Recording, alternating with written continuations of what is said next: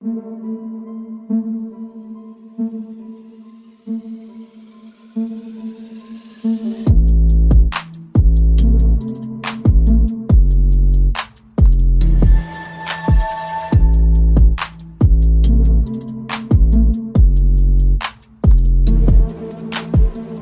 and welcome to the Brad Daugherty episode of the Hoop Theory podcast, recording this one on the evening of Thursday, May 30th.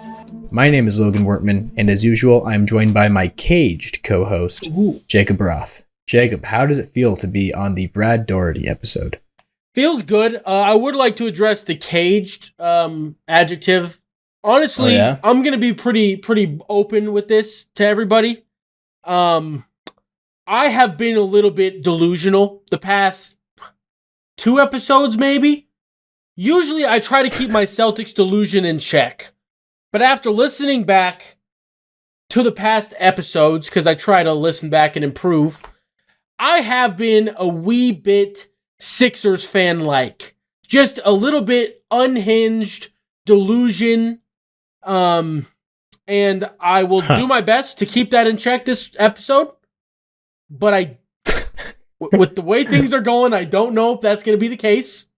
I just want to address that. I've been the opposite of caged. I've been a wild, rabid animal in the defense of the Jays, and I'm just getting a little sick of it. But I'm going to be caged today. So it is a proper adjective. The energy's still going to be here. Just the delusion. I'm gonna run it through a filter of like. So you're saying you had takes that were delusional? Not quite delusional. I've just been like, I usually try to be a Celtics, a guy talking about basketball that happens to be a Celtics fan instead of a Celtics fan talking about basketball. Yeah. And I feel like I crossed that line the past 2 episodes. Honestly, ever since the end of the Miami series, I got a little bit fired up. And I'm that could disappear the second we start talking about what is estimated to be the finals matchup. Not to spoil today's topics, but I'm gonna try my best to be just think through what I'm saying. I'm like, is this like, do I have logic or do I have some sort of thing basing this off of, or am I just saying that your opinion's stinky, mine's better because Celtics forever type of mentality? I want to apologize to people because it's my duty to be a solid voice of the people that are like not all in basketball people, but mostly, I gotta represent my halfway. It's not even halfway. Ever since doing this podcast, I've been way more involved in basketball. And I think you've even said that my basketball knowledge seems to have improved and be less like, I don't think I was ever quite like only watch ESPN basketball knowledge bad. Like only watch SportsCenter. That's what I meant by that. But I definitely, like, X's and O's of basketball make a lot more sense to me now. So I need to use those X's and O logic and make some takes that aren't quite so crazy. I just want to get that out there. That was a wild first 2 minutes. I apologize, but just want to get that out there. Yeah, no problem. I guess before we get into the rest of today's episode, I would just like to say up top really quick to like, subscribe, follow the feed. Do all those things. Head on over to patreon.com/hoop theory. Head on over to buy me a coffee and buy Logan a coffee because he deserves one. Also, like as he said, do all those things.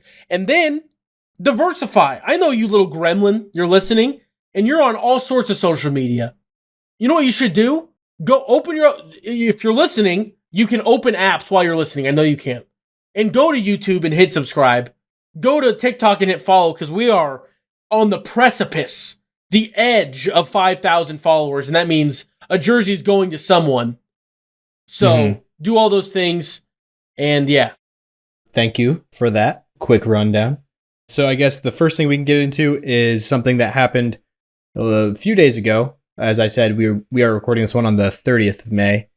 And the other day, somebody who is just one of a kind, it's something that people, say quite often, but with this one, it's extra rings true even more. Yeah. That this guy, there's just not another person like him in all of sports media or just like on planet Earth, maybe. On planet Earth, yeah. Especially when you add in just like the physical stature. like coupled with the spiritual stature or like, the persona that he had. Yeah. It was just larger than life.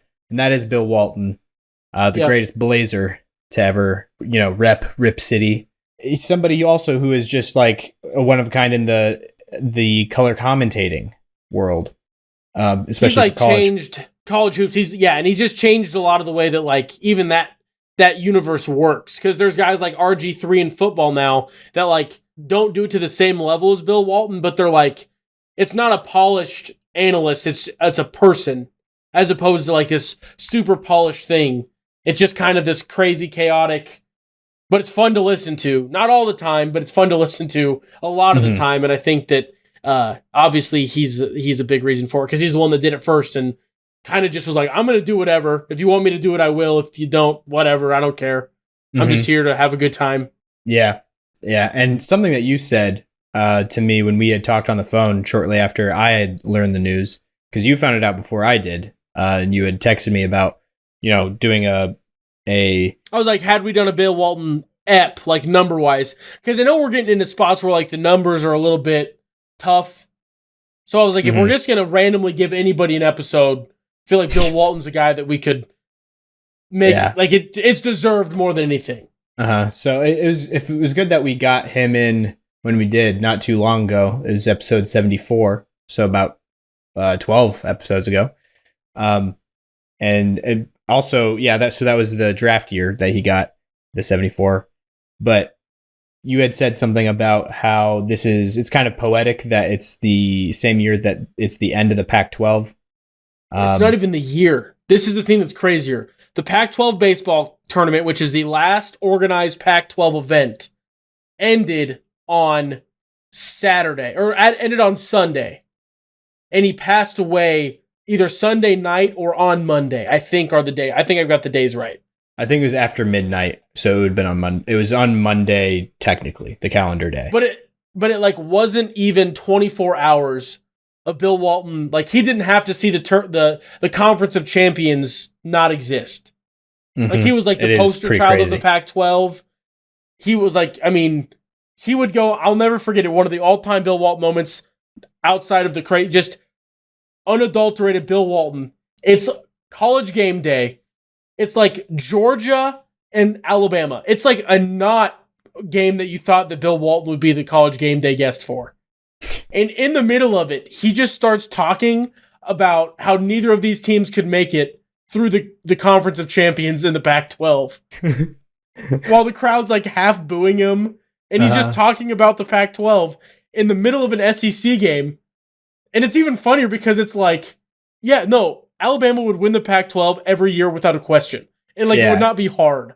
It just was, Bill Walton was the Pac-12, and it is just poetic that there wasn't even 24 hours of existence on this planet where it did not exist after.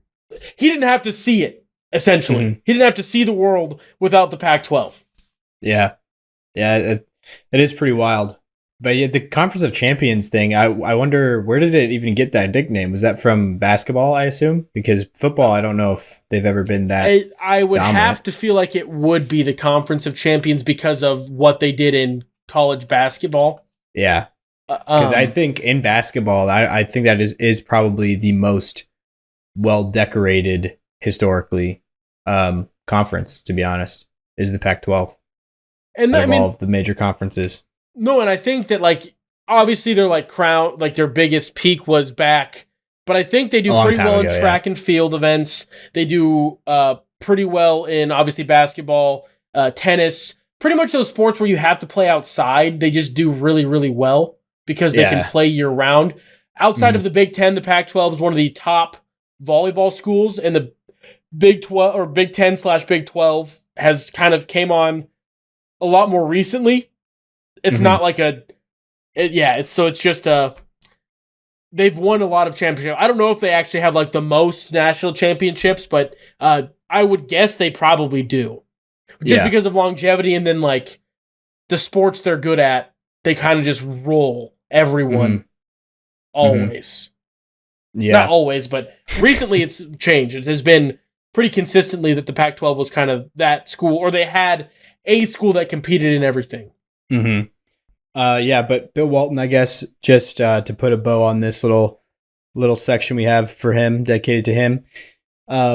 He, as just like a color commentator, was just like so entertaining. Somebody that like I could see why, he wasn't really part of like a studio show long term. Like I feel like, him part of Inside the NBA would have been like the only thing that could have made it better, at first glance, when I think about it, because it's like he's just like such an entertaining personality. But then also it seems like he has, even more so than Charles Barkley, which is saying something, like has no control, or like he's like a producer's nightmare in a way. He's going to completely destroy the whole block of like segments and things they have planned and scheduled because of how long he'll take to like do a certain section on something and be very unpredictable. That's hard. I feel like that's a near impossible thing. That was a near impossible thing for him to turn off. Yeah, and I also think that like it's just all the stories you've heard. We obviously did not know Bill Walton as much as I would have loved to. Never interacted with him. Don't know the guy. But all the stories you hear, and I think like the reoccurring note is the world is a worse place because Bill Walton is no longer on it. Oh yeah, for sure. Undisputed. It's a worse time to be a human because you are no longer on the earth the same time as Bill Walton. Like it's, yeah. I think Charles Barkley is the one that I saw that like at the biggest platform said it obviously in his own Charles Barkley way, but that's like kind of the recurring theme that if you look at all of them and all the stories and all the things that a lot of time when famous people pass away, they get this like, oh, they were such a great person, but then they weren't. Yeah. But like Bill Walton feels like there is no one that was even quiet. Even if someone like barely had a Bill Walton story, they would be like, well, this one time he did this, because they like were so like, I need to emphasize how good of a person he was. Like some random person in the back of ESPN was talking about like it was like a producer tweeted out like, oh, one time I was producing one of the ESPN shows. Him and Dick Vitale were like guests together, and they just talked. We had 5 minutes, and the hosts of the show just stopped because they couldn't get a word in. It was just Bill Walton and Dick Vitale going back and forth about basketball, which that obviously that duo of people is kind of a one of a kind, what's going on type of thing. But yeah, no, it's most of the time famous people passing away is like, it doesn't get me. The Bill Walton one got me a little bit. I was like, man. Yeah, me too. I was so surprised and shocked by it. And also, this is a thing that I guess I could have looked at before and been more professional. I don't know if his cancer was like a very public thing. Yeah, it wasn't. I don't think so. I didn't hear anything about it, at least. I know that I heard somebody say that, I think it was Danny Ainge, because Scott Van Pelt interviewed Danny Ainge on Monday night, and he had said something about how he had been texting with Bill the last few weeks when things were getting noticeably worse, like he wasn't able to be or do the same thing type of thing. Yeah, so I'm guessing it was more people knew about it than like the Norm Macdonald situation, where literally no one knew about that, unless you were like his like direct immediate family. Yeah, exactly. But that's also not shocking to like for like Bill Walton to not put that out there at all, because that would have made people's days worse. And his whole thing was like, what can I do to make someone's day better? And telling the world that he has cancer would not be that. Exactly. So and I might have missed it, but I just don't remember it like being advertised or said or really anything. Yeah. No, it's even like in today's day and age where I feel like there's just a lot more. I notice a lot more people passing away. Obviously as I get older, that when you get older, from your perspective, it probably just seems like that happens more because it's more the people that you are connected to or witness. That you have a memory with, or yeah.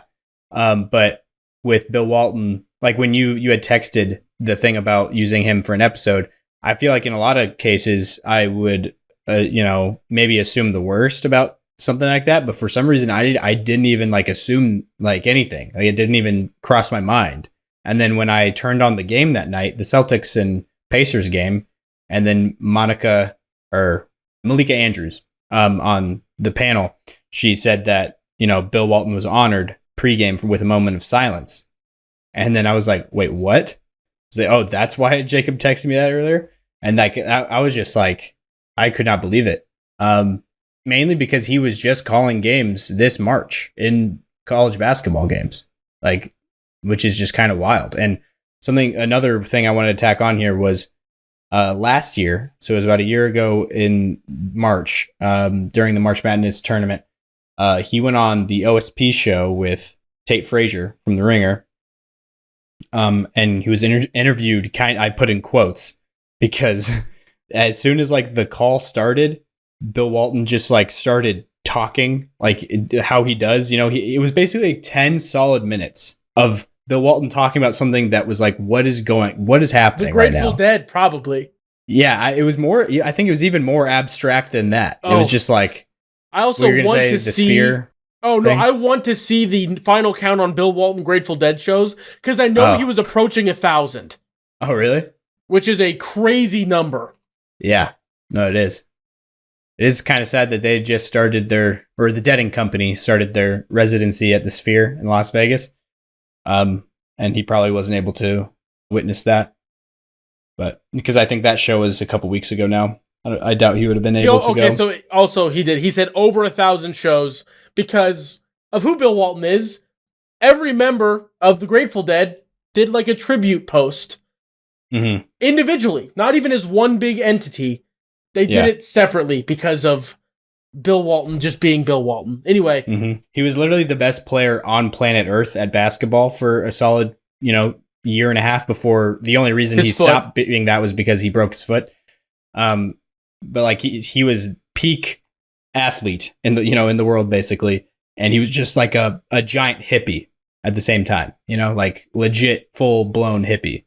No, like which is just and like huge in the civil rights movement, which is another thing that like he got arrested, I think, because he like wouldn't like he was protesting something. I don't even remember what it was, but yeah, he was protesting. I can almost guarantee it wasn't aggressive. It wasn't like getting a little out of hand. It just was more I just think that he is widely regarded as just a good guy, and it stinks that good guys die kind of young. 71's kind of young. It is. Yeah, it was. Granted, being 7 foot, that brings down your life expectancy just in general, but it just sucks. Yeah. Yeah, no, for sure. But yeah, will never forget that Tate Frazier interview with him where he's like just talking, and eventually you realize like I kind of forgot what I was listening to, honestly, that I was listening to that show, because then like after the 10 minutes is over and Tate's like finally able to say something, he's like, oh, okay, well, all right, let's get into, and then he tries to get into the interview that they had planned, but then shortly after that, after he takes him on several minute long tangents, Bill Walton's like producer is texting Tate Frazier telling him that they need to wrap it up because they don't have a lot more time. But Bill Walton is the one who keeps making everything go longer. It was just, those are just funny little moments that I thought back to after this. But that kind of leads us into like what I was saying about the studio show thing, how that wouldn't have really worked as well as you would hope, in an ideal world, logistically. The show that I, threw in there as like the hypothetical was the Inside the NBA, which a lot of people are, kind of laying out the carpet of like, this is going to be the final year next of year. It on. Yeah, next season is going to be the final year. Season, yep.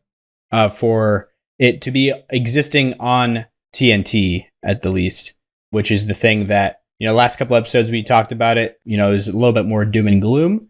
But since then, I've heard some people have some opinions that seem a lot more like you're crazy if you think that, there's not going to be at least some version of the Inside the NBA existing somewhere else right away, Yes, and I'm on the camp of like the doom and gloom mostly. And I think the biggest reason for that is because of like the non-competes and contracts and clauses like that. And like Charles Barkley's the only one that like has publicly announced that in his contract, if Turner loses the NBA, Charles Barkley can legally his contract is void. He's not stuck at Turner if they lose the NBA, which I don't know if it's official that they have, but it essentially is that. They've lost the NBA and will be doing other things instead. Because NBC has taken their place. Because NBC will be taking their place. And so, like, because, like, Charles Barkley was on the Dan Patrick show, and he talked about, like, he already has his own broadcast production company, and he talked about, like, having everyone be an employee, his employee, whatever, come work at his broadcast company and then sell it to somebody. But then the only thing where that gets weird is, like, if all the other guys are stuck in their contract and can't get out of it.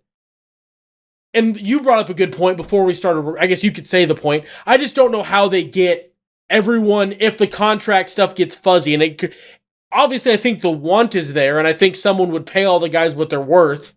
But I just don't know how, if the contract gets fuzzy and Turner is obnoxious about it, like, I don't know how we get that. Yeah, which I don't know if they would be. I don't know what the reason would be for that. For Turner to, I mean, like, if they were trying to gatekeep it in some way, I'm sure then that, like, the motive would be for getting compensation for it, which I'm sure there would be people happy to oblige, Yeah.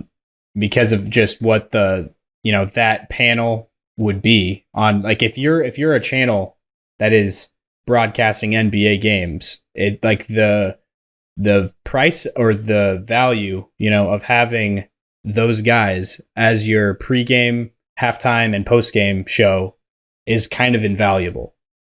Like, that's kind of like an incalculable thing. I would like to see what TNT makes from commercials compared to ESPN for NBA games.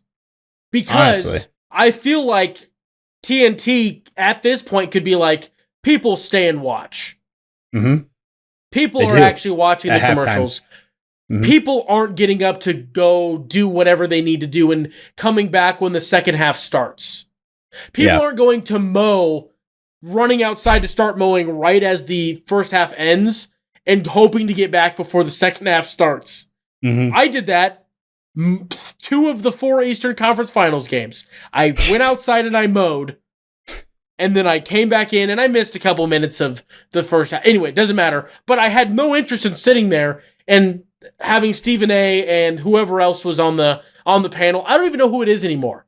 It's usually Stephen A., Michael Wilbon, Kendrick Perkins, and Bob Myers. There wasn't Kendrick Perkins. Oh, okay. But those 4 are usually the main guys. With the host. Is it a rotating host or is it always the same gal? I think it's usually Malika Andrews, that I can think of off the top of my head. And then Chris Paul was added to that same panel of guys that I just said. Other than maybe Kendrick Perkins was not on and Chris Paul was instead. I just know my favorite question or clip that I've ever seen is them asking Chris Paul what it takes to have a deep, how do you get your mind right and stay mentally sharp when you're trying to win the finals? Or when you're making a finals run. And it just kind of made me laugh a little bit because that's, like, famously kind of what happens to Chris Paul is his body gives out on him. So they didn't ask, like, how do you keep your body right for the finals? What's the mental side, Chris Paul? It just made me laugh. Anyway, nobody watches ESPN's halftime show at all. The only time that I happen to it is if I sit down because the game's supposed to start at 7:15 and they're, like, mysteriously 10 minutes behind for some reason. And so I get that little blurb, but that's the only time I watch ESPN's anything. And sometimes I will, like, keep it on, especially if it's, like, a player that isn't usually, like, a current player like Chris Paul. Like, those are the reasons I kept it on during that, because I was like, oh, let's see how he does as a media anchor, basically. But he'll be pretty good, I do think. Like, as he moves into that phase of his career, he'll be pretty solid. Yeah, and then Bob Myers was the other one that throughout this year I've actually been pretty interested in tuning in and seeing how he's improved, because I feel like even throughout this first whole year of him doing this, I've seen him improve. But like all the tidbits that he does throw in, like the morsels of knowledge and input and things, like I just feel like he offers a very different perspective than anybody else doing that job right now. He's not just a media guy. He's not just a player. He's the weird. Just that perspective is just a different one. I honestly would rather watch him on a, like, show, but that's obviously not where he is currently at with ESPN. So also, isn't he becoming the new Washington football team or Commanders owner? or GM, I mean. I don't think so. Because I saw somebody when he was doing color commentating with Dave Pash, maybe. I don't remember who the play-by-play guy was. But he referenced like his contract or something during a game. And then Bob Myers was like, I don't know if people know what you're talking about. And then the other guy was like, no, they definitely do. And I didn't know what they were talking about. So I like looked it up. And apparently, at least there were rumors. I guess I don't know if it was official, but like it was saying that he was being offered the GM He didn't position. get it. Or he didn't take it, or because he didn't take it, probably.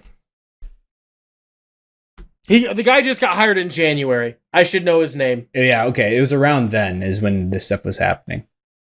I remember.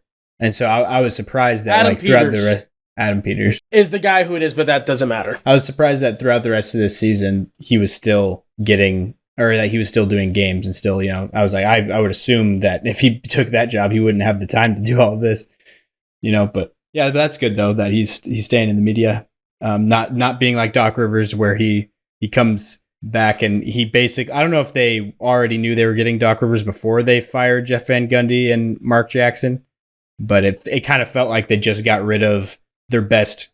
I wouldn't say Mark Jackson's that great, but at least Jeff Van Gundy, they got rid of like their best color commentator. It also sounds like Jeff Van Gundy was at the request of the NBA. Have you not seen this whole saga or the alleged? No, what do you mean? It's because he was very critical of refs. Not that I don't feel like he was that bad, to be honest, in comparison to other guys. Apparently, like, one of the rumors is that is one of the primary reasons that like ESPN did not keep him around. That makes me angry a little bit, honestly. He was just honest. I mean, Stan Van Gundy, I think, he does the same thing, but he's way worse at what he does. Yeah. He's like not even close to as good. Yeah. But that's just my opinion. But yeah, I was just saying that it felt like they got rid of him and then Doc Rivers was like basically taking his place. And then Doc Rivers only stayed doing that job for half the season, not even, and then left to go take the Bucks coaching job, which was good that at least it thrusted JJ Redick into the primetime team. Who's also going to leave. Oh, he is? Oh, because, head coach, maybe. Right? Or yes, is that maybe. Okay. Maybe, yeah, for sure. But I love JJ Redick being on that team just in theory, but I absolutely hate the dynamic of JJ Redick and Doris Burke. Like, I don't think there's anything wrong with their basketball takes or basketball knowledge. I just think that calling a game, especially her with JJ Redick, it's just like a kind of an awkward dynamic. I think it's worse this year than it's ever. Or the JJ Redick, it's worse than it ever was before. Like JJ Redick and her are way worse than her and anybody else. Like it is amplified the awkwardness. Yeah, because it's just like a generational I don't know if it's her gap. Or if it's him, I don't know what it is. It just is a generational gap or divide where just like the humor side of it and like the way they riff and like the banter, just feels like there's a massive disconnect, JJ Redick is just a lot more millennial, in his personality and his appeal, because obviously he is a millennial. Like an exact example is the Cheers show. The bar is in Boston. And so I don't know if you remember this, but like Doris Burke said some like the name of the bartender behind the bar. It would be busy tomorrow night or something, blah, blah, blah. And then Mike Breen was like, you know who that is, JJ? It's okay if you don't. But do you know who that is? And JJ Redick's like, I'm going to assume it's the bartender from the Cheers bar in the show, just from the context, but I don't know who it is. Yeah. So, moments like that, kind of. I didn't think that one was that bad, but there was, there's... No, that's just one of them that I thought of. Yeah. There's way worse. And way more of them. Mm-hmm. But I guess moving on from that though, we're getting back to the inside the NBA. That's what we're talking about right now. Ernie Johnson, the thing with him is, he's worked at Turner his entire career. So like something that he's said before in the past is that he wants to spend his entire career there. And especially now where apparently he was already thinking that he's not too long away from retirement. Like, that was, he's got to be almost 70. Oh, really? Is he that old? Because, I mean, he's got to be close. Yeah. I'll look that up really quick. How old he is? 67. Yeah, that is exact. Yeah, he is getting close to 70. But, so him, being closer to retirement makes it like, he's like, I don't know if I want to just change things up right at, towards the end. So maybe this is just like a earlier call for retirement, if that makes sense. But, so him being replaced on Turner for like, the Ernie position, I feel like that's been kind of started to be set in motion the last few years. It's kind of like what they were trying to, Adam Lefkoe trying to train him up to be, but he's like not, and I don't think I've heard Lefkoe speak on this, that he's not trying to be, an Ernie Johnson. Which you shouldn't. Yeah. You've got to be your own. But honestly, for a random fill-in, Lefkoe, I think, does a pretty good job of being his own guy and like navigating. I agree. There's a lot of people. He's a lot more like polarizing than Ernie Johnson. Like Ernie Johnson Johnson is universally beloved. If you say Ernie Johnson is my least favorite part of the show, people are like, "Have you watched more than one? Like, what is your problem?" Lefkoe, people are like, "Okay, whatever. I get it. I guess." Yeah, there's a lot of people that are very put off by Lefkoe. I actually really like him. Honestly, I do too. I like the way he interacts with like the players too. It's a little bit different than the way Ernie does. It's different than the way Ernie does, but it's also not like I'm scared of them. He like acts like he's one of them still. My favorite one is when Shaq like ate the frog legs, and he's like, "Shaq, that's chicken." He's like, "What do you mean?" I'm like, "I'm looking at it. That's just a bucket of chicken. You're not eating frog legs." It just was funny. But no, I think that Lefkoe, worst comes to worst, is able to do that, but like that's another thing. Can he get out of his contract? I don't know how long his contract is. I know he does a lot of stuff with Bleacher Report.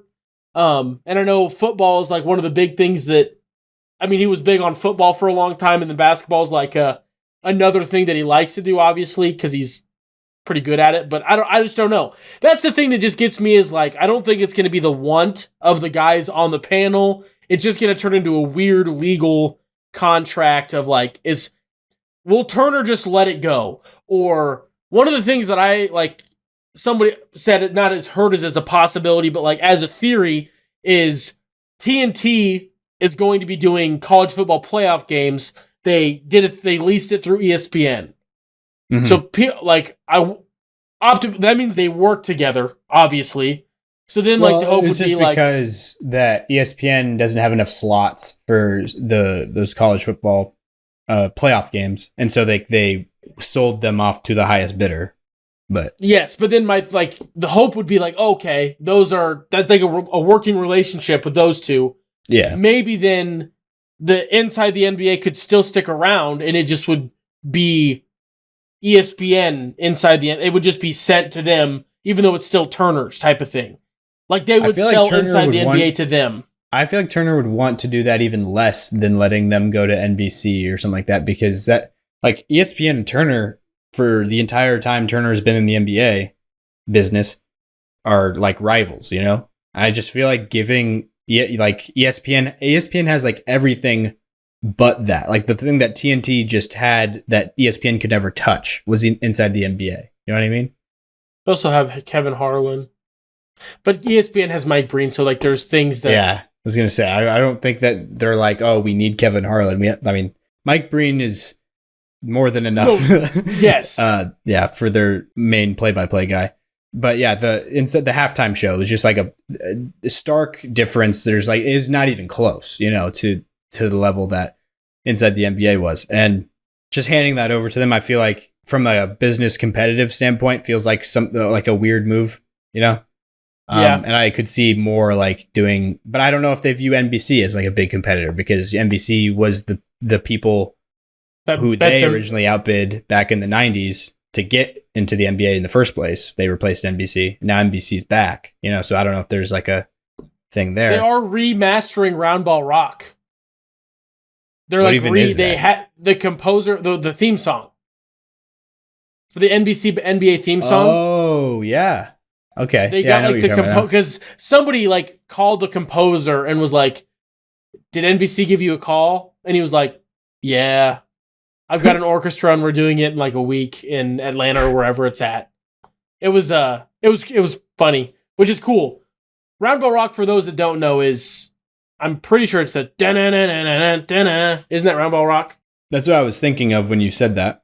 Yeah, when you said it was the NBC basketball theme song. That's where my mind went, at least. But yeah, it's so having that back is going to be cool. And you're saying they did a re-recording of it, like a They're like redoing composition. it, yeah. Interesting. But yeah, so if they have that back, that'll be cool. It'll probably be hard to get back like the main media personalities because it's been so long. Like Bob Costas is still there, right? He's still on I NBC. believe so, but he's also got to be almost done. Yeah, and then Ahmad Rashad is probably, I don't know if he still does what. Obviously, it wouldn't be like the same level of how he was so close with all of the biggest stars, like him and Michael Jordan were friends. I don't know if you'd even try to bring him back at that point, dude. Just because of like that was his like thing that he provided, and maybe he still does have that. Maybe him and Devin Booker are close. I don't know, but I just yeah. So, but yeah, it'll be interesting to see what that whole world looks like. Their whole product, looks like, and also what the streaming side is going to look like with Amazon, how they're going to do their thing. I haven't really looked into I know that Amazon Prime does the football NFL games on Thursday night. But I don't know. Do they have like their own team of broadcasters and like panel show and everything, studio show? And how is that? Is it like not good? Not good. No. They got big names that aren't super great anymore. Oh, that's what they did with football. So I don't know. Yeah. So it'll be interesting to see what they do for what they cook up, for the basketball side. But yeah, I think that'll do it for that stuff. Now we can move into actual like basketball that's happening, Yes. Or has happened, has completed. And that'll be the first topic, which is the Celtics, how they have swept the Indiana Pacers. So last you people, our audience members, have heard from us, at least, Jacob was quaking in his boots about Aaron Nesmith and the prospects of him just, burying the Celtics. For a game or two, but yeah. Well, I mean, I said you'll probably. I was like, pushing back on I think you're, way too scared about this, and I even said in that episode that you'll probably lose a game. Probably go 5, but still, it's not going to be. You were saying that it won't be short, which this was a close. Like it's a lot closer than the game score would suggest with the 4-0. It was much like the Lakers sweep. It was. For the Nuggets last year. What was the final point differential? Was it close to that? Was it close to like 24 points? I believe is what If I had to guess, it's got to be pretty close to that. Well, because the one game was not close though, right? In the game 2, right, was like kind of a big win for the Celtics. I'm pretty sure it was like a bigger win. Well, and I also don't know because one of them went to overtime and they won the overtime one by like 6, I think. Like they pulled away. They won by 16 was their biggest win, was game 2. Okay. Yeah. So then it would definitely it's got to be over 24 then total. Because then 3 would have been game 4. So it was 3, 19. 3, 7, 16. That's already over. That's 26. 26, 31 total. 3 also. 31. Okay. So it's probably on the closer side as far as sweeps goes, for sure. I can't do math. I'm dumb. It was 27. That was the final. I don't know what number I said, but 27. You said 31. Yeah, it's 27. I'm stupid. 5 plus 3 equals 8, 11, 27. Yep. So yeah, that is very close. That is like right. It's basically the same as the Nuggets and Lakers last year. Yeah. There was only one comfortable, like, I could turn this off type of win. Mm-hmm. I didn't, but you could have. Mm-hmm. Well, I did. I remember not watching the end of that game, game 2. The 16-pointer. But yeah, so they ended up handling it though in 4, even though like we're saying, it was felt a bit closer than that. Did Aaron Nesmith really have like a? I didn't notice him like having a crazy series impact. No, he didn't like have a nuts wise. game. I was wrong on that one. Mm-hmm. The crazy game was Andrew Nemhard. Yeah, and he had 2 of those things, 3 and 4. Which, when you have Halliburton out, that's just what guys like. That's what happens whenever somebody gets hurt. Is you just have that next person really step up. Mm-hmm. So yeah, he had 32 in game 3. I'm pretty sure he had close to that in game 4. I want to say it was at least 24, 25. Upsetting. Like yeah. Like we were talking, and I was like, you know who's got? Or I was talking with you, wasn't I? Yeah, it was when we went camping this past weekend. Yeah. Mm-hmm. And that was game 3. Friends. Nemhard had 24 in game 4. In the game 4. Yeah. But yeah. What were you saying though? We were talking. Oh, this. If you are not familiar, the Celtics are 12-2 in the playoffs, and everybody's saying, "Oh, this is the easiest path to the finals in NBA history." Yeah. 2 points I have to refute that. One, this is the healthiest the NBA has been in a almost ever, where the 8 seed is good.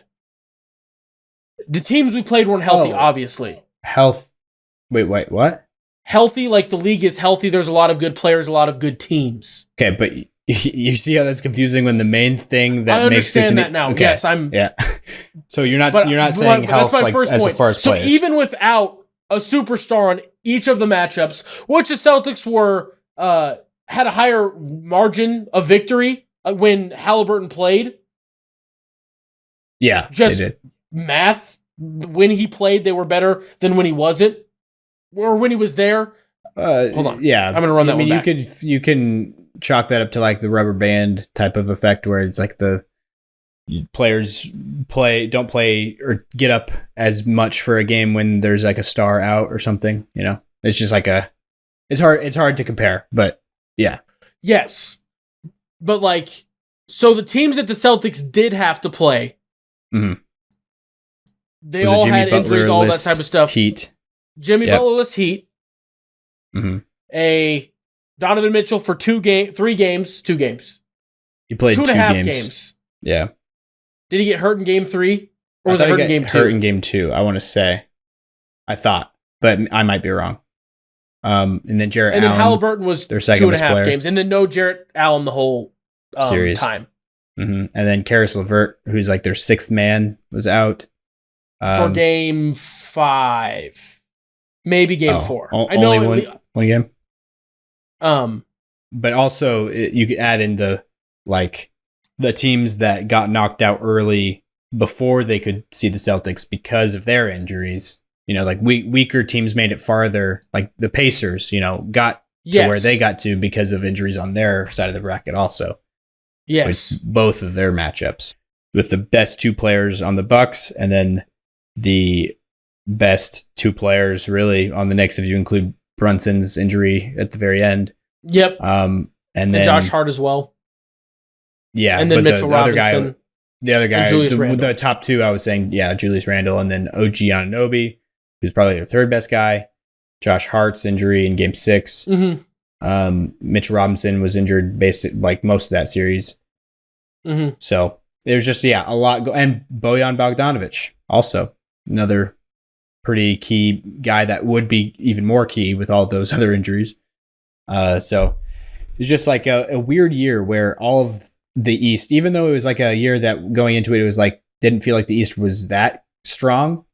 Like all of the teams that were pretty good other than the Celtics, but the Celtics did take a hit with Porzingis. Don't want to, skim over that, but that like the 3rd or 2nd best player on when he was healthy, a lot of the nights wasn't playing.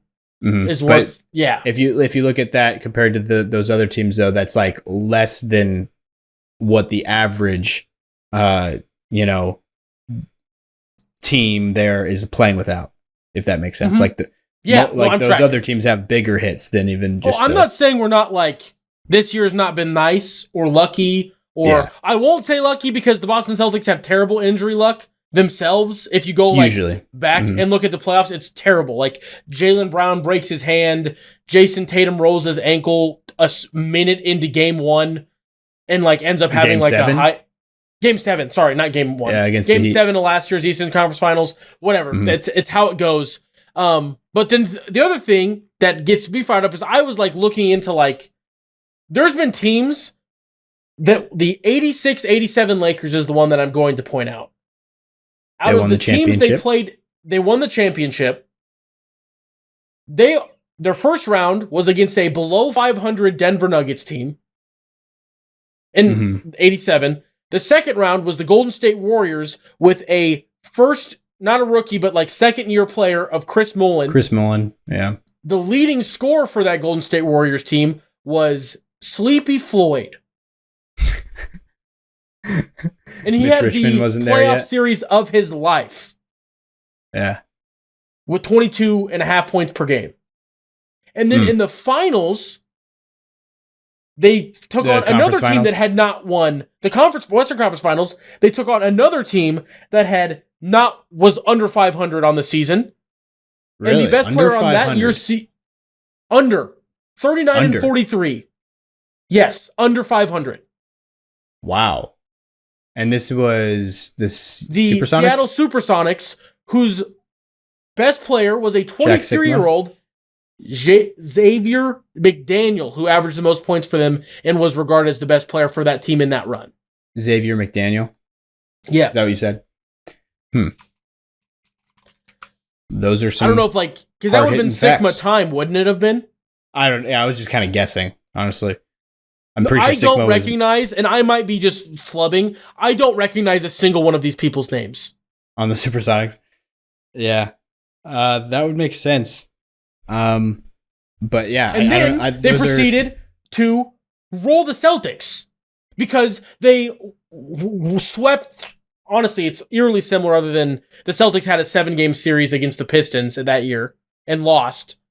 Or won, they won against the Pistons, and then I think they lost in 5 to the Lakers that finals.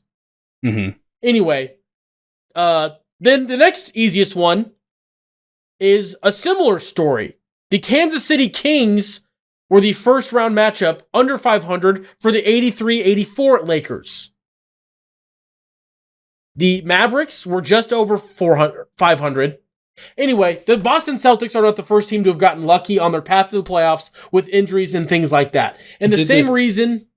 Sorry? I was just going to ask, did the 84 Lakers make it to the championship? Yes. They did? That was one of the years that Bird and Magic faced off against each other? Yes. Yeah, okay. That would have been the first time, I think, in the finals. There's a recurring trend in this list that I found and I've done the math for. The Lakers are in the top 5 4 or 3 times. Because the West was just weird. Not... It's the 80s Lakers. All of them. It's the easiest one was 87. 84 Lakers was the next one. The list I found has the Nuggets at 3rd, but we've already gone ad nauseum why that is not necessarily factually fair or true.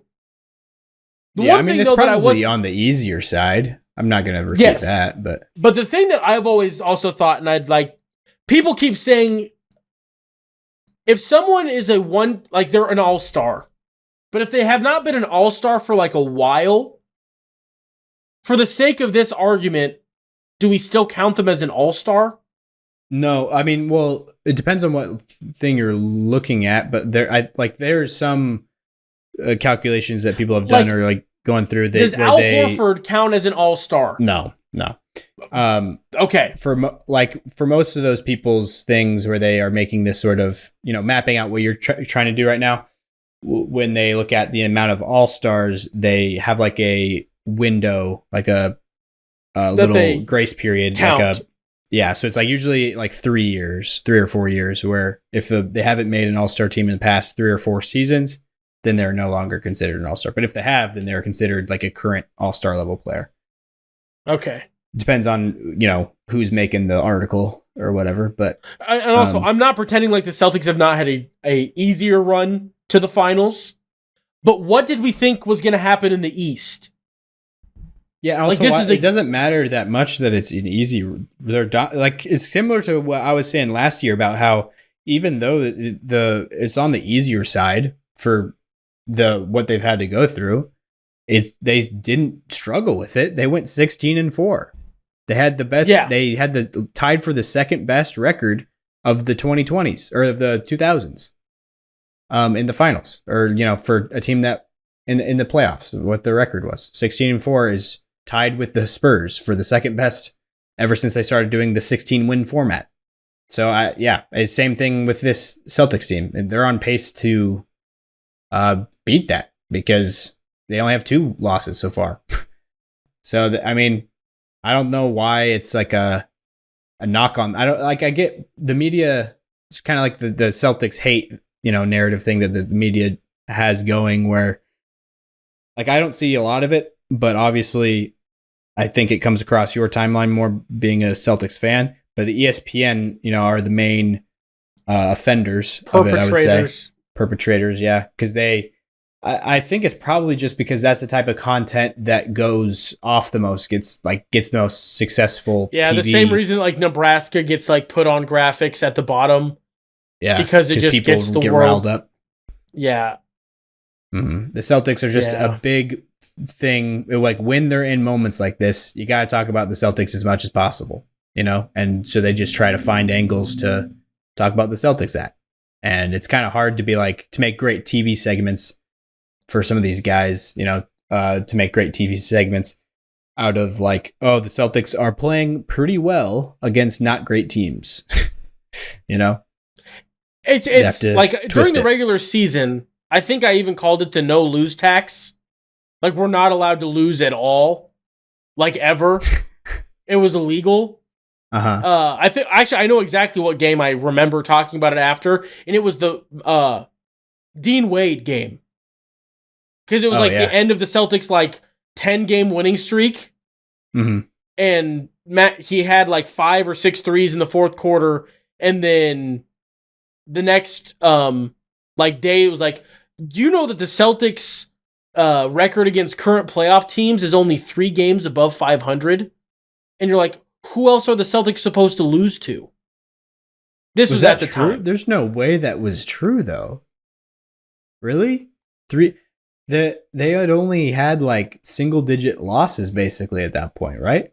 Because their record was 64-18 on the season. Yeah. Right? They couldn't have been. They had to have played more playoff. Or maybe teams it wasn't playoff teams. Maybe it was top 4, top 2 seeds, or top 4, or something like that. Something like that. Any way to stretch it to make it look bad. Yeah. And I'm this is insanity. Yeah. The Celtics didn't lose 20 games. Mm-hmm. Right now, if you're including all of it together into one massive, season, the way Bill Simmons likes to. It is 20 games. You're at 76-20 off of quick math right now. 12, because you've won 12 games in the playoffs, right? Yeah, played 14 plus 82, 96. Yeah, 76. So that would be 20. And 20. That's pretty good. If anyone was anyway, I told myself I was going to not be, or at least right on track with the 2016 Warriors, who at this point entering the finals, what the record was entering the finals, and the point differential on the season 9 is top 5. Yeah. And we'll probably, even if things go terribly, they could go nuclearly terribly. They will end top 5 even if they lose the finals. They'd be the only team in the top 5 to have lost the finals, which would be devastating. But and also they will be playing the Dallas Mavericks. It is 97-73 at the start of the 4th. That would be a pretty incredible comeback, especially if they were to win the series, after that. Yeah, so we're going to just go off the presumption that they will be playing the Dallas Mavericks, who they were 2-0 against in the regular season. They did not have PJ Washington. The Mavericks did not at the 2 times they played. But he's been big for the Mavericks in the playoffs, or Daniel Gafford. I am still optimistic, pretty optimistic. I mean, that's fair. I think Celtics are equipped much better to guard. They're not built to beat the Nuggets. They're just built to be a good basketball team. Like, that's all that. Like, no, for sure. I mean, the Wolves is kind of weird how good of a defense they were, but like how their one weak spot was like a big, thick wing like Luka. Is like, I mean, Jaden McDaniels is the best option there, but he's way too foul prone for like a master manipulator like Luka. And he's also really like rail thin for somebody that's that girthy, you know? And that's another thing that I would. What is our rule about the offensive fouls? Are we going to get any kind of consistency? Nope. Because like, there's been some really bad Luka ones this series, and it's fine. It's what Luka does. But if the NBA is going to like make a point of making it a rule, let's just follow the rule. And I'm saying it now before some crap happens in the finals and I look just like a homer. It has been wild. The stuff that Luka's been able to do. And Brunson, like before that. And Brunson was, I think, almost a worse offender, which I didn't think was possible. Because Brunson would like play booty ball every single possession. Luka at least like does the worst thing where he pump fakes and then like jumps into him, which they like. That's like expressly written of what the rule is trying to stop. I don't know. It's just crazy to me, but whatever. Yeah, I mean, also, teams are the playing, NBA schedule. Sorry, go ahead. I was just gonna say teams are playing him a lot in drop coverage. So, like, when you're playing against drop coverage, you're gonna see a lot more of the getting the defender in jail, like how he does, like gets the guy who's defending him on his hip, because when he comes off the screen, the other player's in drop. So then that guy has to chase him around the screen, and that's where Luka likes to get the defender. And so when he's put in that position, it becomes either a lob, a score, or he draws a foul. And so I think that's why it's happening so much, is because of how much drop coverage they're playing against. Is probably why we're seeing that. But yeah, I didn't mean to cut you off when you were going into something about the schedule. Oh, it's dumb that we have to wait till the 6th. Oh, yeah. I'm guessing that must be for like planning things around like all the sponsorships and like things that are going to be happening at the certain, in the cities, places. And and I'm sure, I just still think it's dumb. Like, even if it like started, today's Thursday night, so it'll be over tonight. Even if they started it on Monday, like a 3 or 4 day gap, but it just feels weird having to wait until next Saturday, or next Friday is the 6th. I think next Thursday is the 6th. It just feels weird waiting an entire week. Saturday is in fact the 8th, because the following Saturday is the 15th. And the only reason I know that is because the 14th is slated to be game 4, which is the one that I was planning on attending, until tickets were $1,000 a ticket. Yeah. It's just pretty Denver wild. wasn't even that bad last year. Because like when we looked at game 1 tickets last year in Denver, they were like $700 a ticket. $800 a ticket for game 1. Really? That's high, honestly, higher than I would think. I mean, it was the first Western Conference game ever in Denver. I don't know if that might have first NBA Finals game ever in Denver. Yeah. It's cheaper to go to a game at TD Garden for the finals than it is to go to Dallas. American Airlines, right? Yeah. Yes. Pretty sure. Yes. Yeah. That's pretty wild. That just doesn't even make any sense, but it also could be. Yeah, I honestly don't get why that would be a thing. But maybe it's just devastating. Maybe things in general cost more in Dallas. That could be a thing. Maybe. I don't know. Cost of living and everything. I will not be attending a game now. That was always kind of part of the plan, but I budgeted not $1,000 to $1,200 a ticket in my dreams and hopes. Yeah. But that's okay. So we have our, the whole rest of our lives to do this. Yeah. We got, hopefully, I mean, I guess that's assuming the Nuggets and the Celtics are ever at this point again in our lifetimes, which Celtics is probably a safer bet than the Nuggets, because there's there's always going to be people with a lot of money and a lot of power wanting the Celtics to be relevant. You know what I mean? And then having two guys that are like top 15 locked down helps. Yeah. That are pretty healthy guys in general. It's not like you're... Jesus, I can't believe I said that. I'm knocking on every piece of wood around me. Oh. The Celtics are... I shouldn't have said that. I'm going to curse myself now. Anyway, it doesn't matter. That scared me a little bit. I had like heart palpitations that I just jinxed the whole universe. I'll go die under a rock if anything happens. But yeah, I think that also helps. And the last thing, and then I'll be done with my Homer little garbage. The media doing these weird things, like they like zoomed in on Jason Tatum's face, like he wasn't happy that Jalen won the Eastern Conference Finals MVP, the Larry Bird Trophy. Mm-hmm. And I'm like, what? Like they're actually friends. Yes. It was the Get Up show with Mike Greenberg and his whole Udonis Haslem is on there. I didn't know that.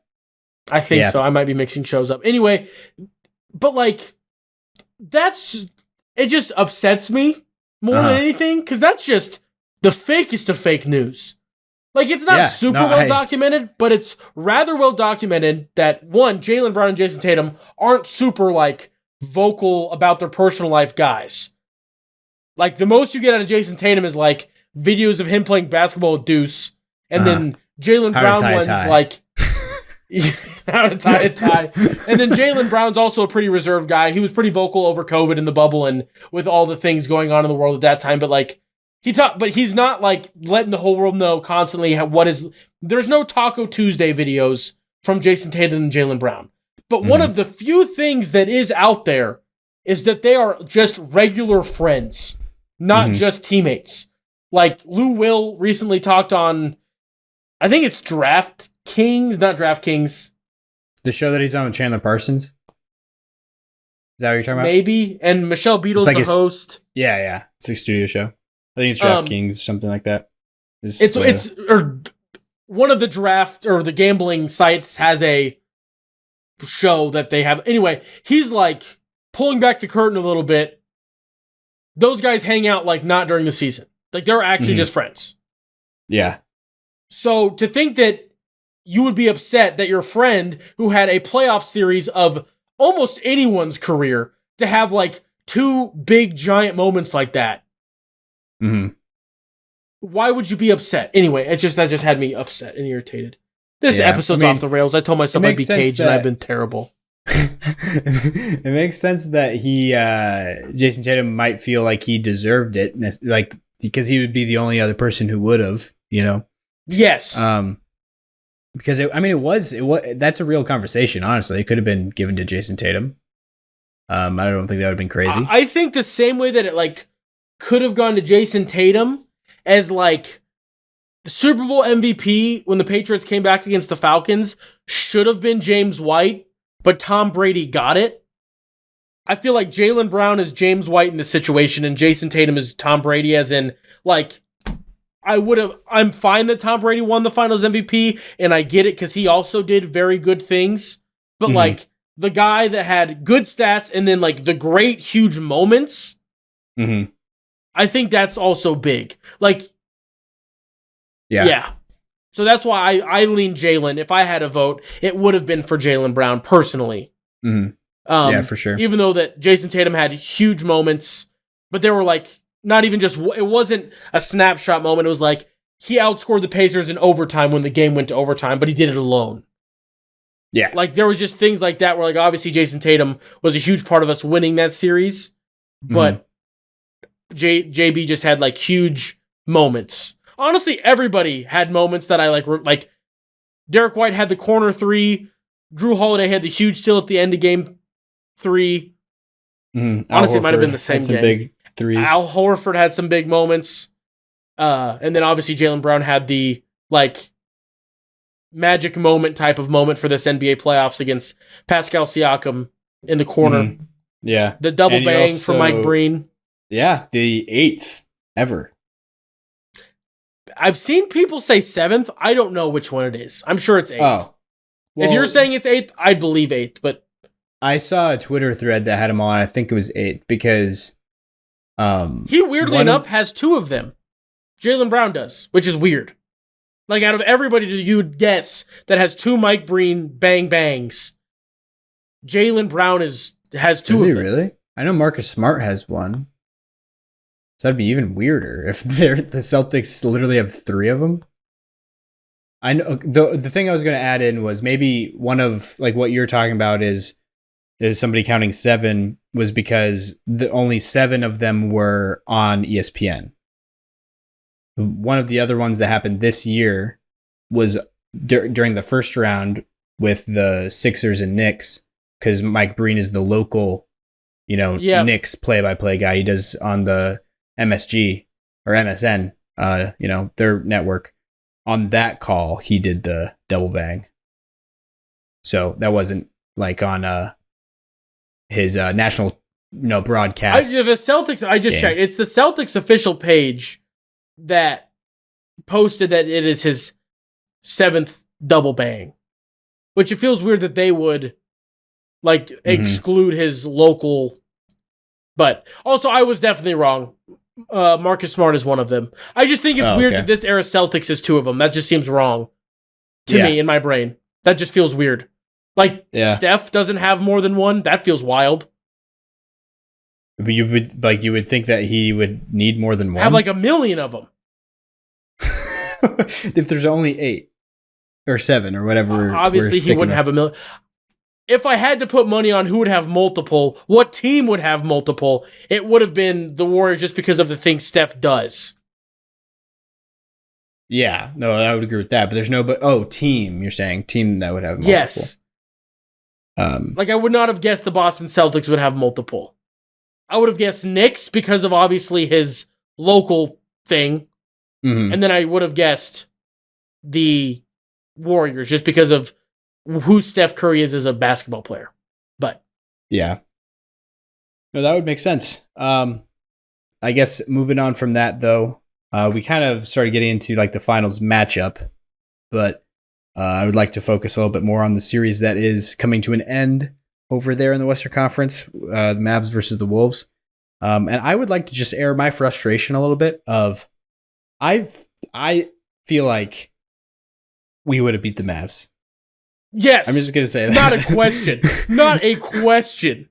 I feel like we would have, but it was just that just makes us hurt so much. Beat the Mavs maybe in 5. Yeah, I mean, I don't want to be that cocky and confident about it because we did lose. I will be on behalf of you. because of, I guess, what's your angle on that?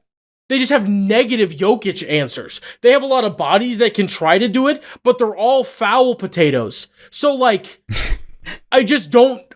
Yeah, I just think that it would be a comfortable Denver Nuggets advancing. Yeah. I think Jamal probably would have another bad series, to be honest, because of the... Yeah, probably. Dallas has...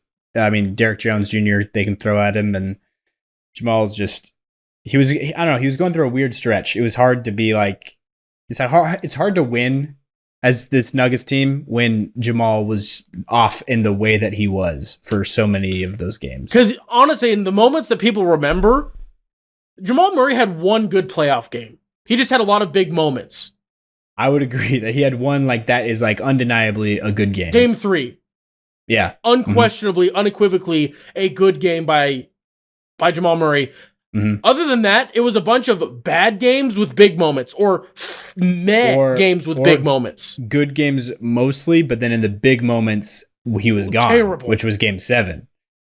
He had 32 points, something like that. It was looking really big, but then late in the third quarter, all the way to the end of the game, Ant and Na, all the people who rotated on him were just... They put the clamps on him. It was weird how they just had that switch they could turn on and off. And like I said last episode, that I saw Kyrie being able to deal with that a lot better than Jamal. Because of the chaos. Yeah, because Kyrie just seems like a guy that the more you try to contain him, the less well it works, if if that makes sense. It's just somebody that's hard to put the clamps on. And then Luka, obviously, just one of the hardest guys to defend, and they just don't have the guy to do it. I always thought that going into the series, at least, I was like, Kyle Anderson probably will get a lot of minutes to have some reps on him, but Kyle Anderson really hasn't been that big of a factor or like somebody that's made a lot of impact or been on the floor really even all that much. He did have one of the biggest single clips that will get him paid though.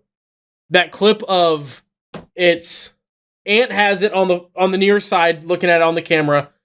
Kyle Anderson tells Cat to get in the corner and then gets Ant's attention and says, throw it to Cat, and then sets a screen on Kyrie so he can't get to Cat and they hit a three. It was just like a big IQ basketball moment of drawing an offensive play in the middle of the offensive set.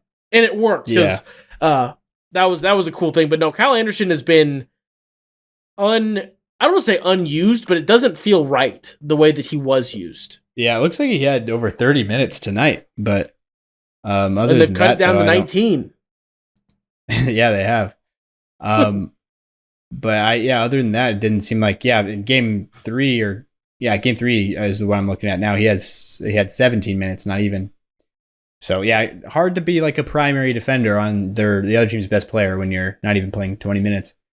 But that it just feels like he would be the best matchup, just like physically for Luka that they have. And you don't need him to spend any energy on offense. Just do everything defensively, and we'll find the offense somewhere else. Not that he's really bringing them all that much offense on a regular day anyway, but just let him be a potato and just walk, but then play good defense. Yeah. Anyway. But I guess Luka is just, coming to a whole nother level right now with the way he's dominated in this series against, this Wolves team that has also run out of gas, I would say. Like, on top of just, they're built to beat the Nuggets, they also just have not played near as well, I think, even just in a vacuum. This series, they're just tired. Cat has just fallen off a cliff, has become the exact, version of Cat that we had that soundbite about, that I was hesitating to make into a clip because of how the Wolves have been playing and how he was playing in this playoffs.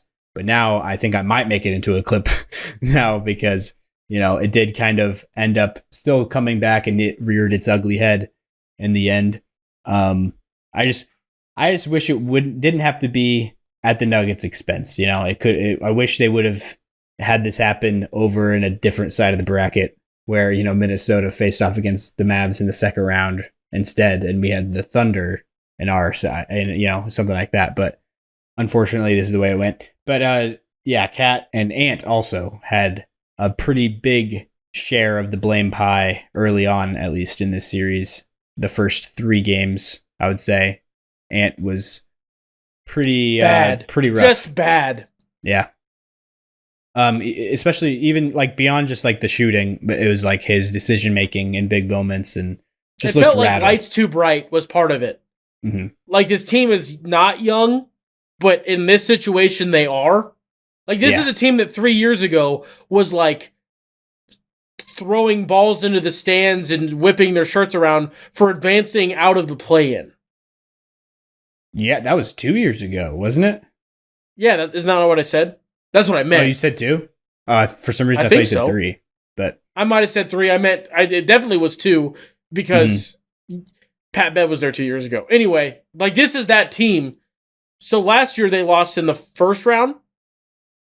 And now all of a sudden you're in the Western Conference against the Nuggets, but all of a sudden you're in the Western Conference Finals after a huge emotional hurdle getting through the Nuggets, and then you run into Luka. That is honestly, Luka's got his bad games out of the way.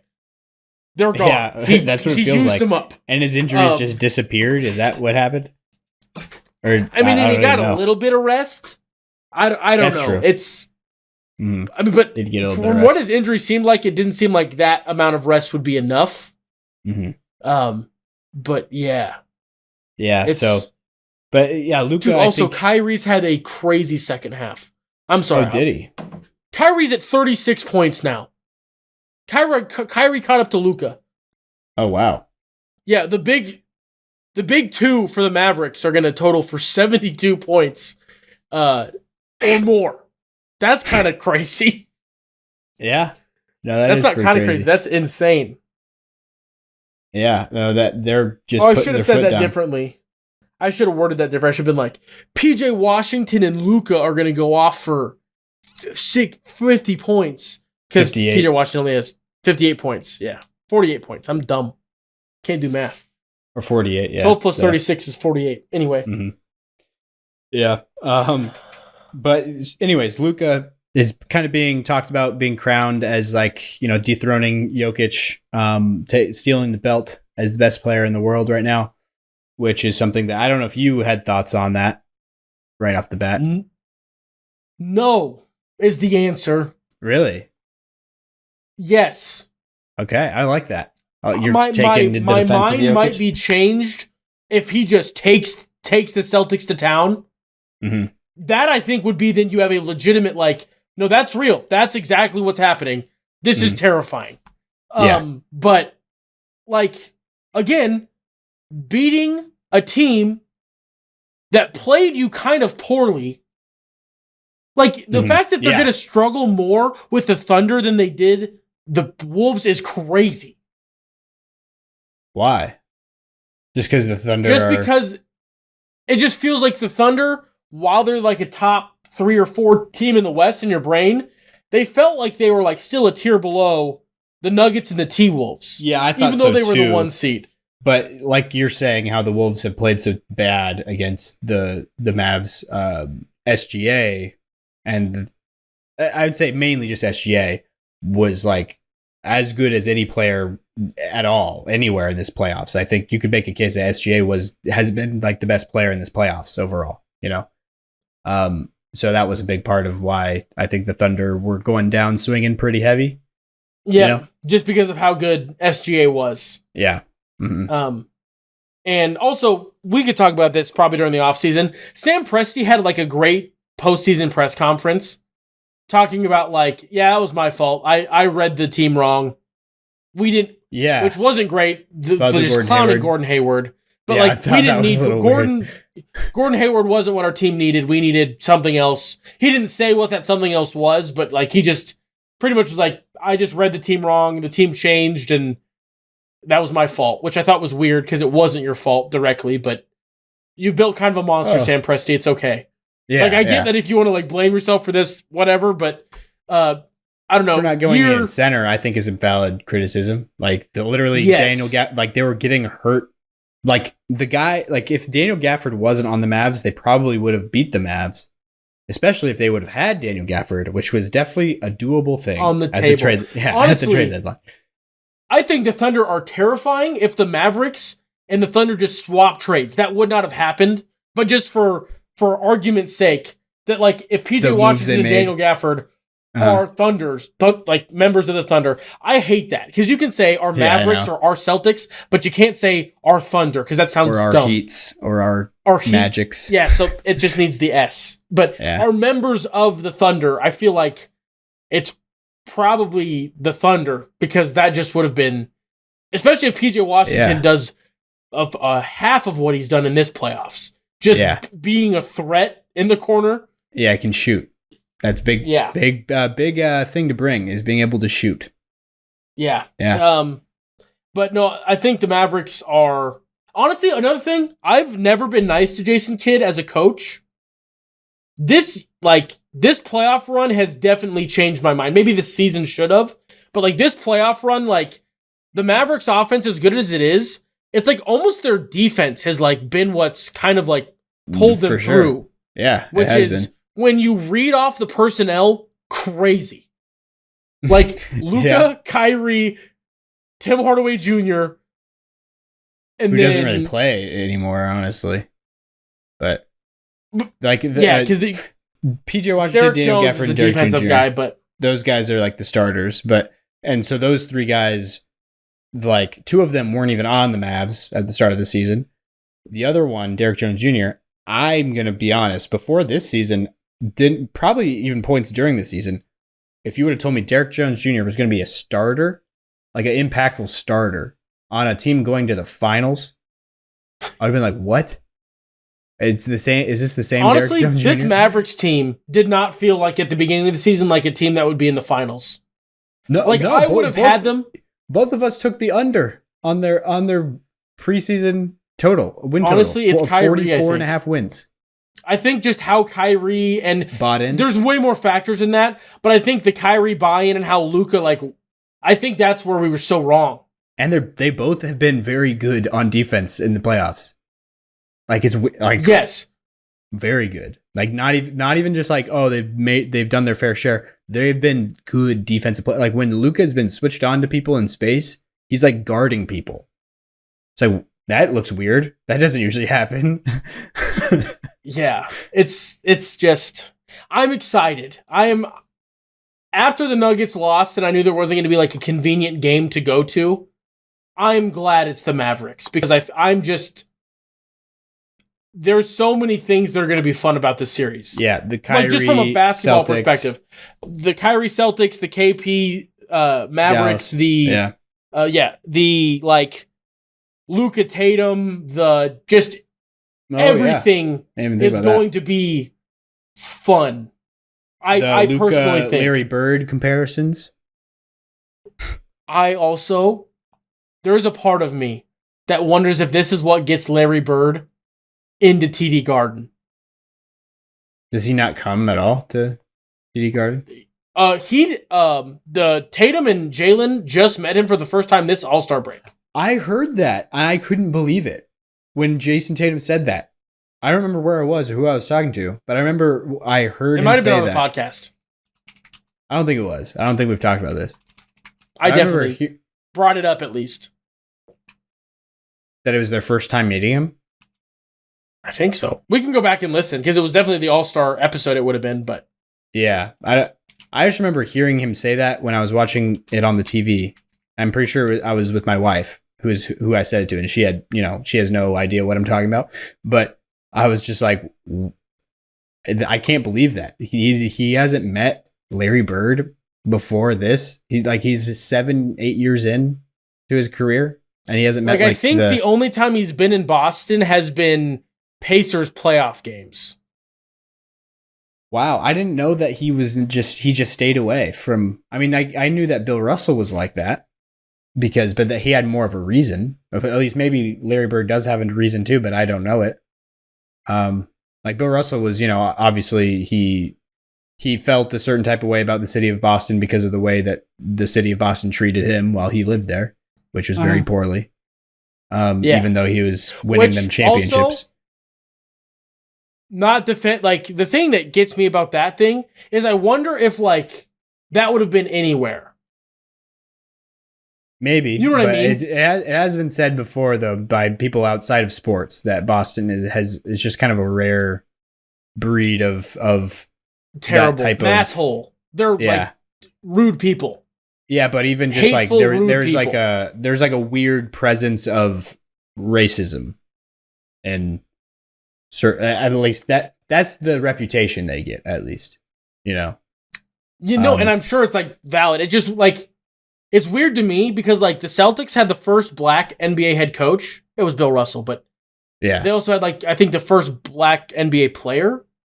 They've been a milestone franchise for weird stuff like that. I don't think they had the first black player. That was what's his face? They just made a movie about him. Chuck Cooper? No. Earl Francis Lloyd? Yeah, I think that might have been it. Earl Lloyd. What was his nickname? That's the name of the movie that came out. It was Sweet. It had something to do with Sweet. Was part of his nickname. Pretty sure. Let me find out. Oh, the first African American players in the NBA all came into the league in the 1950. Earl Francis Lloyd, Charles Henry Cooper, and Nathaniel Clifton. But Earl Francis Lloyd Clifton played for the Knicks, Cooper played for the Celtics, and Lloyd played for the Capitals, and they all started in 1950. I think Clifton's the one that had the movie made after him, though. The Sweetwater, is that what it is? Sweetwater? That sounds weird, but it's to see. I look at his Clifton. His basketball reference page should have his nicknames. Yeah, Sweetwater. Okay, well, what's the movie? Was it called Sweetwater? Yeah. Sweetwater movie. Okay. Yeah, it came out in 2023. 2023. Yeah. So I guess at least that was what I thought that movie was about the first black NBA player, which kind of, it's kind of like if the three astronauts. That was also more just me making sure I'm not crazy. Yeah, but it's kind of like if the three astronauts, who got to the moon, like Buzz Aldrin, Neil Armstrong, and whoever the other guy was, if all three of them stepped on the moon at the same time, it'd be like, you were the first guy that stepped on the moon, but also you were tied with two other guys. Maybe we could go based on whose game tipped off first. No, it's not that deep. I just wanted to make sure I wasn't crazy and there was not a Celtic adjacent part of that. Mm-hmm. No, but Boston is I think a pretty well-ly regarded terrible. He became the first African-American player to sign a contract with an NBA team. Was Nathaniel Sweetwater Clifton. Which, that is a milestone. But anyways, he played for the Knicks, I believe. Also, the third astronaut, I glossed over it and I didn't say it because I want to cut you off. His name, do not know. It's Michael Collins. I think I knew it. What? It's Michael Collins. It's the guy that stayed up. Yeah. There. I remember seeing it was the movie that was made after it, or documentary maybe. But I remember knowing his name at one point. But it's like a feels like the keyboardist for a rock band, like an 80s band, Michael Collins. I guess that's just Phil Collins with a different first name. That's not really that good of an observation. Yeah. But I guess moving on though, or no, we need to get back to Luka. Yes, being that guy, because he is. Yeah, we kind of started your first initial thoughts for, Jokic, the belt, the best player in the world belt. I would agree with you that it feels like it's a bit premature, and also just playing the results to be like, oh, well, Luka's here now and Jokic isn't, so automatically goes to Luka, I feel like I would have to see a little bit more in order to fully hand it off.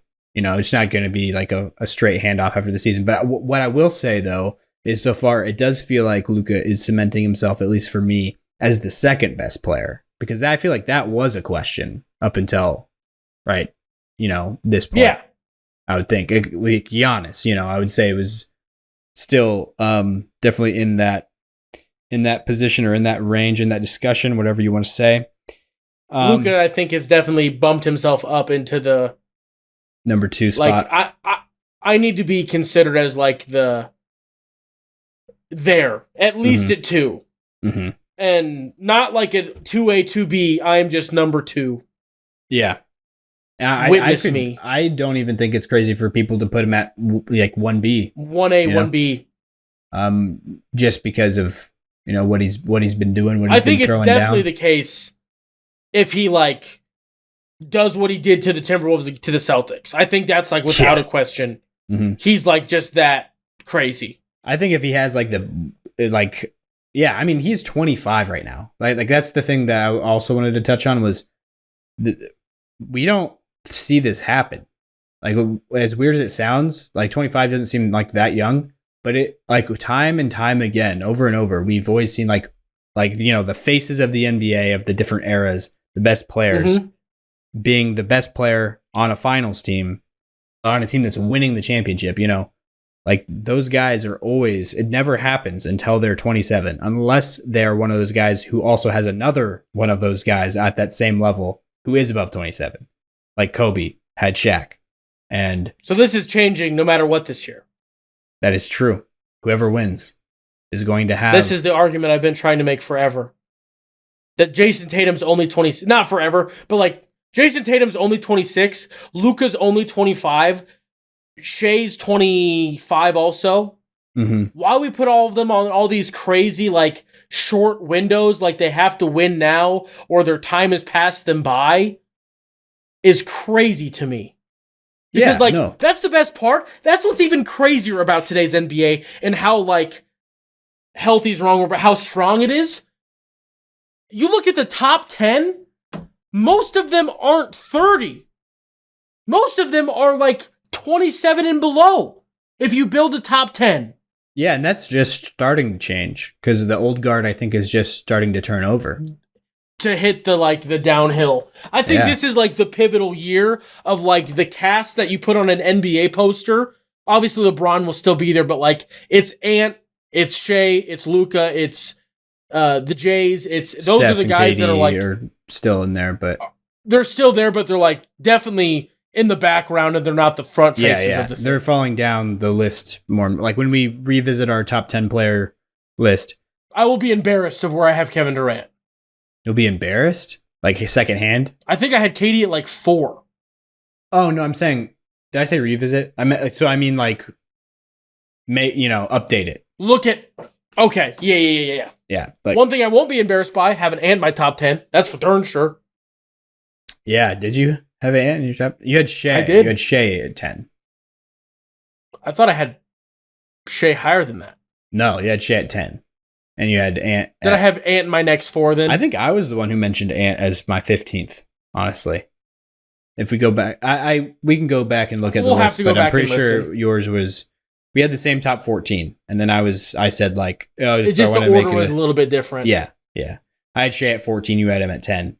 But Jimmy Butler was one of those guys that I had in there. Kawhi, like those guys I feel like are definitely being passed by Shea and Ant now, for sure. I'm trying to think if there's like another young guy that we're missing and I don't want to. I'm like just trying to make sure that I'm not like forgetting somebody, I mean, I don't think Tatum, but we already had him higher. That was already there. Yeah. I feel like he was already there. Shea might be over Tatum now though, to me, but it's close. That one's close. But like that, that's a little bit of a teaser though, but I was just going to say that Shea, I feel like might be the biggest riser because for me, he was at 14 before entering this season. And now he is, I think, solidified top 5. Solidified. Which is wild. That's not even a question. That much can change in a year. It is pretty wild. But I guess Luka, though, like as a all-time thing, like I heard somebody go on the thing about he's made his 5th All-NBA team in a row, which just kind of transitions to All-NBA, which is what we want to talk about next to close out this episode. But he's made 5 first teams in a row, which is that's just wild. Nuts. He's joining a very rare class of player doing that.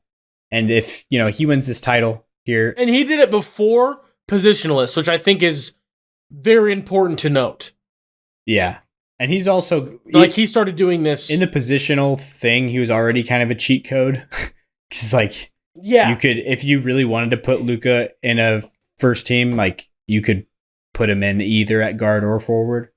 But we've talked about how that's also like a little bit of a disadvantage because you're like, the votes for guard and the votes for forward don't count as one lump. Yeah, they were separate. Mm-hmm. Which so that would hurt the player, but also.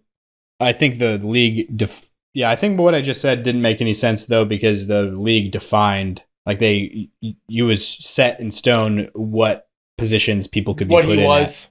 And I think he was only working as a guard. Only as a guard. I'm pretty sure. Was how they had it set up. But yeah, him though, like doing all of this, I would like to say that I kind of have said this already, but I still feel like I want to reiterate. I feel like he definitely has an argument for being number 1, but I think that it's being a little bit hasty and also just playing the results a little bit too much to just crown him with that right away. But what he is setting up though is like the legacy of like he could be passing, Jokic. This is just part of that, ascent up. And I don't, at this point at 25, I don't know if there's much guys like this is like an ever type of conversation. Yeah. Like best basketball player to be 25. That's true. Ever. It'd be hard to. I mean, Jordan didn't win a championship, but I would argue that. No, but I'm saying 25-year-old Jordan might have been the best Jordan ever was. Like there's a lot of people who think that, and I kind of follow in that camp, honestly. That his peak was before he won a championship, which is crazy. because of how good he was when he was winning championships. Mm-hmm. It's just crazy. Yeah, it's just the competition that was there at the time was a whole different level. But yeah, so I guess we can put that to bed and move on into the All-NBA teams, which is this is the first year that they are positionless, and I honestly have not even looked at them yet. I wanted to save that for this episode to kind of get my reaction to it. Have you looked at it? I'm guessing you probably have because we haven't talked about. Only reason that I didn't look at the voting numbers. Mm-hmm. I didn't look at like the ballots or anything like that. I tried not to look at the numbers. I just saw the people's names because it pulled up on my feeds of social media. But I don't know. Like, I'm assuming the closest one will be probably like. I know Jalen Brunson was second team. Sorry, that's spoiling that. But I'd imagine that was a pretty close gap, and it's probably going to irritate me. But we can jump into it now. Irritate you? Who would he go over for you? No, it's going to irritate me because of how close he was to Tatum is what I'm foreseeing. Oh, that you don't think it should be close is what you're saying. I don't know how close it is, but I don't think I'll be happy with how close it ends up being. Oh, okay. If that makes sense. Yeah. I think it should be like 100 votes or points, not votes, sorry. 100 points.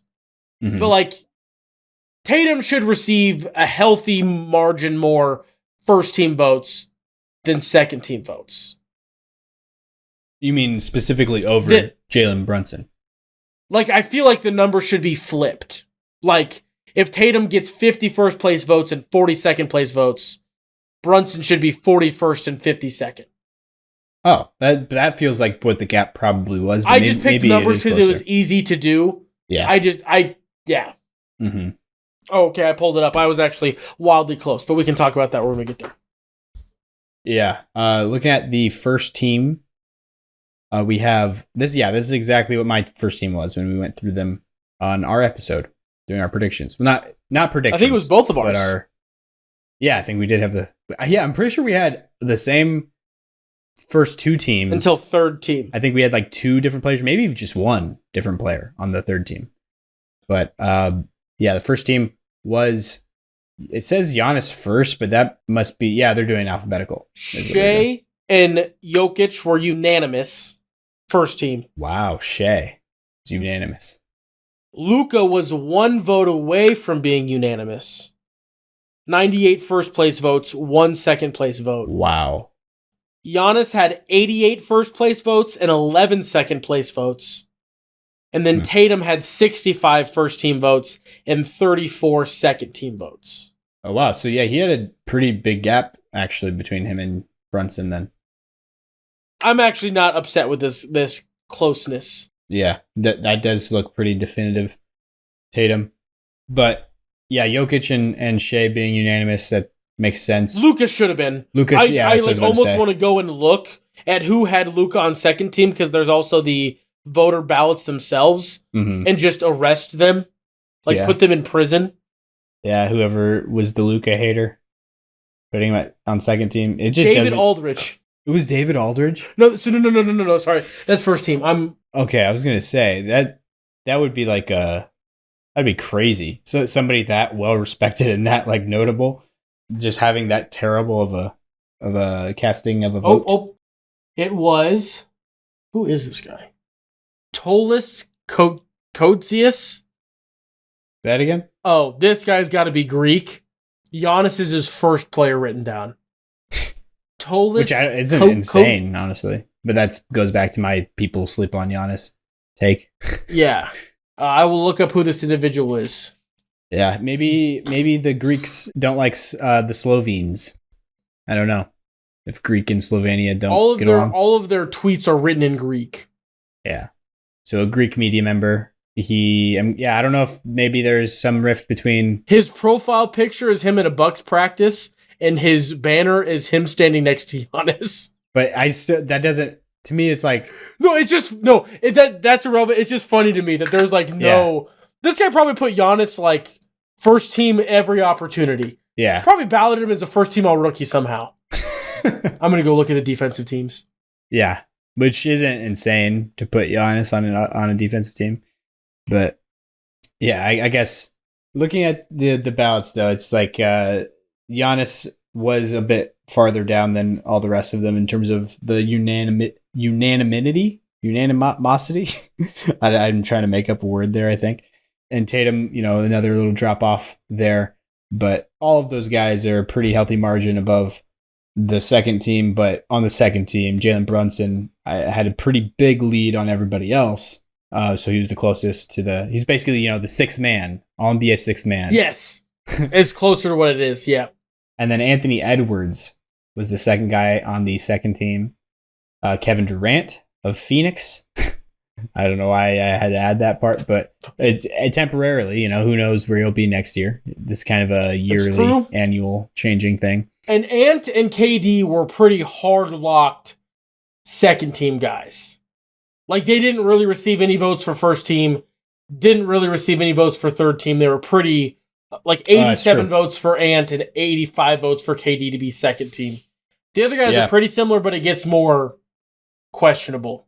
Yeah, more on the leans third team with Kawhi and Anthony Davis. And which I'm glad it went this way. Yeah, the first two teams are exactly what you and I both had. Well, because I had the thing of it wouldn't shock me if they put LeBron second team just to do some crazy stuff, which they didn't, which is good, and I'm glad. Yeah. And shout out to LeBron for receiving one first team vote. Oh, yeah, that might have been the one that Luka was the, not benefactor of. Oh, that's true. I should have went and looked at that piece of it. His expense. Yeah. Is the verbiage I think I am searching for. But yeah, even though if you go down to the order. On the nose. My order, I'm pretty sure, was Jokic, Luka, Shea, which Jokic and Shea are tied. So, you can say that that's correct there. But Shea, the only difference is Luka is third and Shea's second. And, that's flipped around to me. I would count Shea and Jokic as like a tie any order. Like, Luka not being third is the only way your order's air quotes wrong. Yeah. And then Giannis is Tatum. Fourth, who I had fourth. Tatum was fifth, who I had fifth. Brunson is sixth, who I had sixth. Literally, Ant was my seven. And I need to go back and check, but I'm pretty sure I said KD, Kawhi, and Anthony Davis in that order to finish out my second team. So, and then LeBron was the number one guy on my third team, but the number two guy I do remember for a fact was Sabonis, who is the third guy here. And it was close. So that's the second flub. Yeah. And then I'm pretty sure I had Tyrese and Devin Booker. That's who I ended up with, I want to say. My favorite part of this whole thing is Jaylen Brown was really close to third team. Not really close. 20 total points. Yeah, I believe it. He was in my honorable mentions. So, if Tyrese wouldn't have been eligible, we would have had Jaylen Brown third team. Yeah. Well, devastating. Not guaranteed, because then those people who voted for Tyrese would have to vote for somebody else, and who knows if the people who voted for Tyrese would not vote as much for Jaylen Brown. That's true. The gap between Jaylen Brown and Paul George is quite dramatic, though. Oh, is it pretty big? Yep, it's Paul George would be the next. 50 to 16. Maxey was tied with Paul George. One person voted Tyrese Maxey for second team. Wow. That's pretty. I'm trying to see if there's any other crazy ones. Sabonis got one vote for first team. That does feel a little wild. I mean, I don't know. Yeah, that's hard to make the case for. But yeah. Honestly, I'm surprised. I think this has got to be the most accurate I have ever been on. And I wasn't even trying to predict it. I was just going based off of where I thought they should end up. And I think, I don't know, maybe I left Curry off. Maybe that was the difference. Wow. No, I feel like I had Curry on mine. Ignacio Garcia had Sabonis in his first team, Ant Edwards in his first team. So is it was Kings Jokic, Luka, Shea, Sabonis, Edwards. His second team was Bam, Giannis, Jalen Brunson, Paolo Banchero. Hold on, am I on the right row? Yeah, I am. Bam, Giannis, Jalen Brunson, Tatum, Banchero.